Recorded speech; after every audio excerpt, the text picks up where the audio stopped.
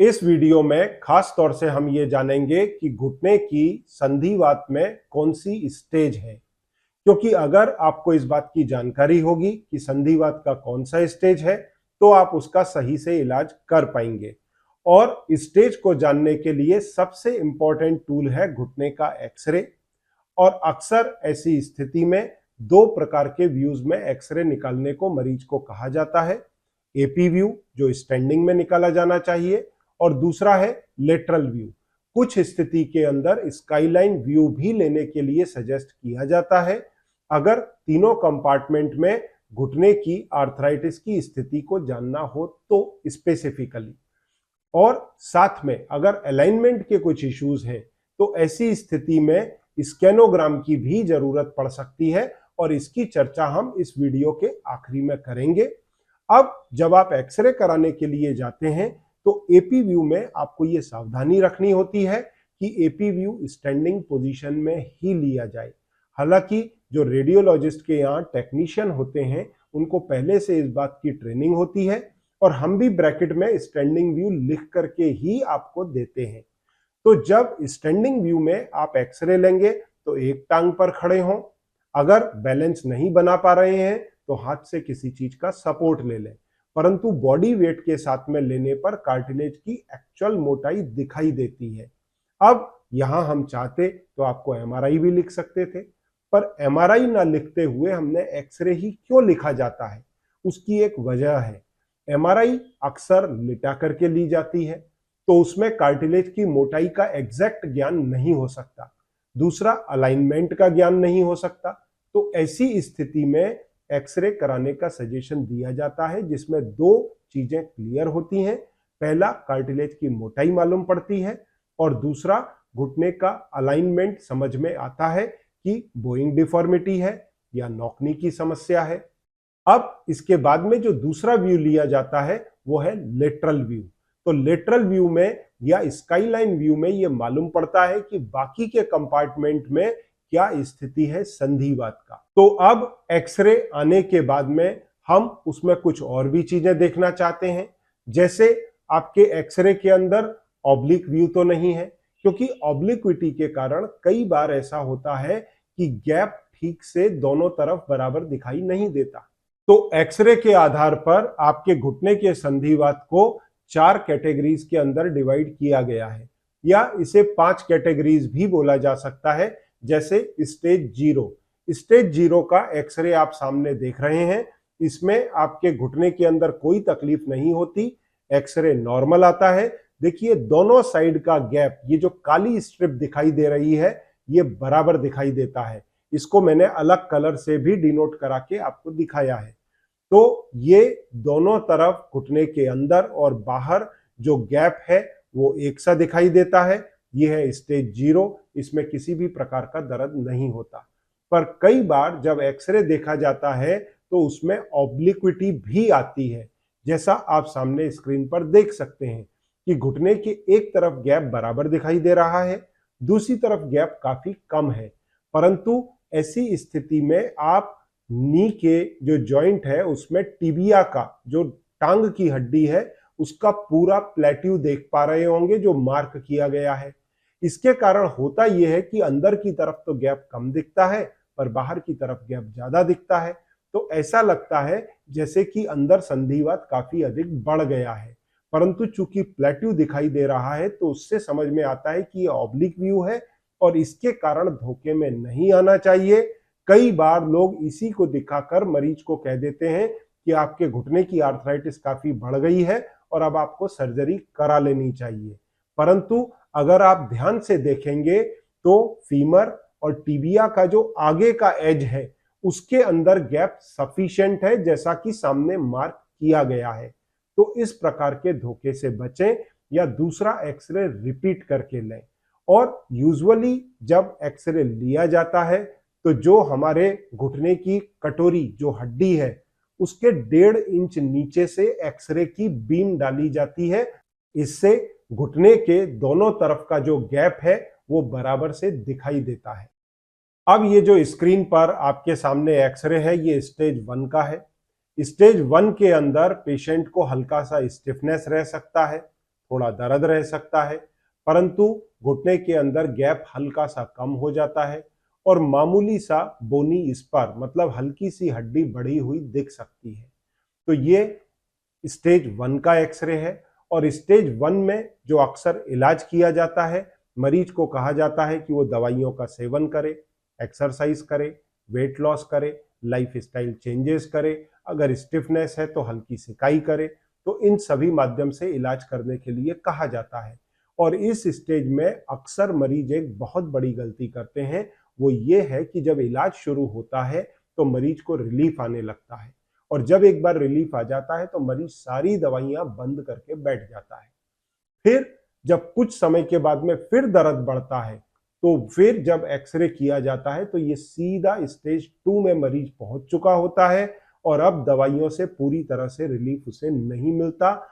उसके एक्सरे के अंदर गैप काफी कम हो जाता है और हड्डी की मोटाई, जो नई बोनी स्पर बन रहा है, उसका साइज भी काफी बढ़ जाता है।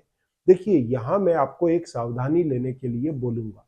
अगर किसी पेशेंट को ब्लड प्रेशर है तो वो हार्ट अटैक आने का इंतजार नहीं करता, अपनी दवाइयां जीवन भर सीरियसली लेता है। वहीं संधिवात का मरीज जो है वो ये कहता है कि जब तक मैं अपना एक्सरसाइज का शेड्यूल फॉलो करता हूं, जब तक मैं दवाई लेता हूं, ठीक रहता हूं, दवाई बंद करता हूं तो फिर वैसा ही हो जाता है। तो दवाई लेकर के फायदा क्या?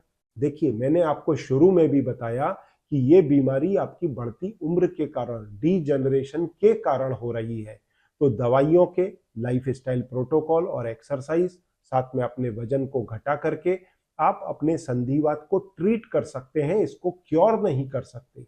आखिरी में आपकी एक आध टैबलेट रह जाती है, अगर उसे आप लंबे समय या जीवन भर लेते हैं तो संधिवात के प्रोग्रेशन को रोका जा सकता है। परंतु मरीज गलती क्या करता है? सारी दवाई बंद करके बैठ जाता है।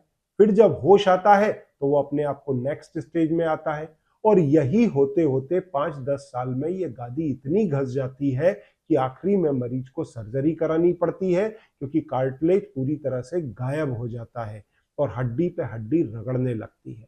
तो जैसा अब आप सामने देख पा रहे हैं स्क्रीन में, ये स्टेज 2 का एक्सरे है। इसमें गैप कुछ ज्यादा कम हो गया है, परंतु साथ में हड्डी का साइज, जो बोनी स्पर बना था, उसका साइज भी बढ़ा हुआ है और इसे आप क्लियर कट देख पा रहे होंगे। अब इसके बाद में आती है स्टेज 3। स्टेज 3 का एक्सरे मैंने आपको सामने दिखाया है। इस स्थिति के आते आते अक्सर ये देखा गया है कि पैरों के अंदर डिफॉर्मिटी आ जाती है, या तो नौकनी की समस्या जो लगभग 10% लोगों में आने लगती है, या 90% लोगों में बो नी डिफॉर्मिटी आती है। अक्सर आपने लोगों को देखा होगा ऐसी स्थिति में। और कुछ लोगों में बहुत रेयर 1% या उससे भी कम विंड स्वेप्ट डिफॉर्मिटी आती है, जिसमें दोनों पैर एक तरफ को मुड़ जाते हैं। ऐसी स्थिति के अंदर मरीज को ब्रेस लगाना बहुत जरूरी होता है और एक्सरे में आप देख सकते हैं कार्टिलेज काफी घस चुकी है, लगभग हड्डी पे हड्डी जैसी आ गई है।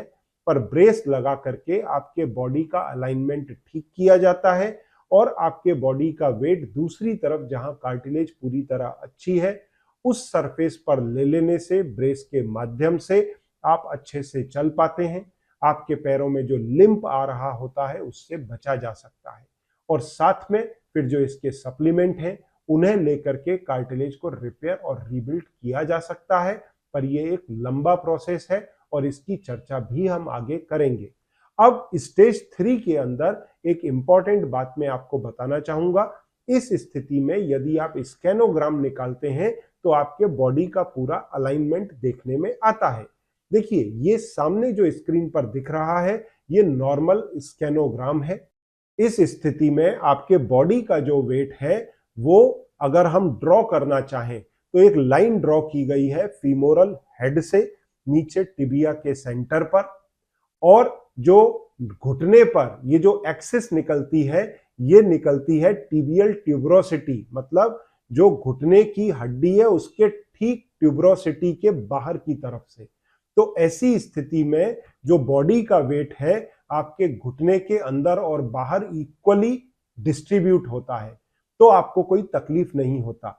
हालांकि घुटने के अंदर नॉर्मल कंडीशन में भी अंदर की तरफ ज्यादा वजन आता है, परंतु जब ये अलाइनमेंट डिस्टर्ब होना चालू होता है, आपकी अंदर की कार्टिलेज ज्यादा घसने लगती है, तो ऐसी स्थिति के अंदर ज्यादा वजन आपके अंदर के घुटने की हड्डी पे आता है, आपका घुटना बाहर जाने लगता है, बोइंग डिफॉर्मिटी आ जाती है और ऐसे में पूरे बॉडी का प्रेशर एक अंदर की सरफेस पे आता है और वो तेजी से घिसती चली जाती है और आप सर्जरी के नजदीक पहुंच जाते हैं। तो ऐसी स्थिति से स्टेज 3 में पहुंचने से बचने के लिए आपको यूजुअली ब्रेस का सपोर्ट लेने की सलाह दी जाती है और अगर इस स्थिति में आप डॉक्टर के पास जाते हैं तो डॉक्टर आपको सीधा सर्जरी की सलाह देते हैं और इस स्थिति में सप्लीमेंट के सपोर्ट, ब्रेस के यूज, एक्सरसाइज के द्वारा नी की डिफॉर्मिटी का करेक्शन, चप्पल में इंसोल लगा करके आप इस डिफॉर्मिटी को बचा सकते हैं होने से और अपनी सर्जरी को भी अवॉइड कर सकते हैं होने से। इसकी चर्चा हम आगे भी करेंगे जिस सेक्शन में हमने बताया है कि अपने पैरों की डिफॉर्मिटी को कैसे करेक्ट करें। अब ये जो अगला एक्सरे है, ये एक्सरे है स्टेज 4 का। स्टेज 4 के अंदर बोनी इस पर काफी प्रोमिनेंट है, कार्टिलेज काफी घस चुकी है, जॉइंट में कई बार सबलक्सेशन जैसी स्थिति देखने को आती है और डिफॉर्मिटी काफी अधिक हो चुकी है, इवन कई सारे लूज बॉडीज भी देखने में आते हैं और इस स्थिति में मरीज को असहनीय पीड़ा होती है चलते समय या जोड़ों के मूवमेंट करते समय और अक्सर इस स्टेज के आते आते मरीज को सर्जरी की सलाह दी जाती है। तो अब एक बार मैं वापस से यहाँ सम अप करूंगा। ये आप चारों स्टेजेस के एक्सरे एक साथ में देख सकते हैं। स्टेज 1 के अंदर गैप बहुत कम घटा है, स्टेज 2 में ये गैप ज्यादा घट गया है अंदर या बाहर किसी भी तरफ। स्टेज 3 आते आते गैप बहुत कम हो जाता है, हड्डी पे हड्डी टकराने लगती है, चाहे वो एक तरफ टकराए अंदर की तरफ तो बोइंग डिफॉर्मिटी होगा, बाहर की तरफ टकराएगी तो फिर नॉकनी डिफॉर्मिटी होगा या तीसरी विंड स्वाइप्ड डिफॉर्मिटी होती है।